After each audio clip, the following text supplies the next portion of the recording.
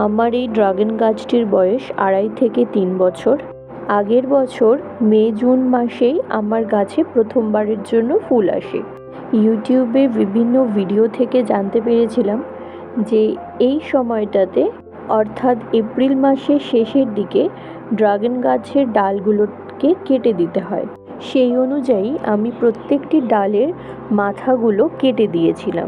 তার 15-20 দিন পর আবার দেখছি ডালগুলোর মাথা থেকে আবার নতুন করে ডাল গজিয়েছে। এবং দেখুন, ডালের সাথে সাথে আমার গাছে কিন্তু নতুন কুঁড়িও চলে এসেছে। এটি এই বছরের প্রথম কুঁড়ি। আপাতত আমার গাছে 2টো কুঁড়ি এসেছে এবং সাথে অজস্র নতুন নতুন ডালও এসেছে। যেহেতু এটি ফলের সিজন, তাই আমি আর এই ডালগুলিকে রাখবো না। এই প্রত্যেকটা ডালকেই আমি কেটে বাদ দিয়ে দেব, যাতে কিনা গাছ তার ফুলের ওপর বেশি জোর দিতে পারে এবং গাছে প্রচুর পরিমাণে নতুন কুঁড়ি আসে।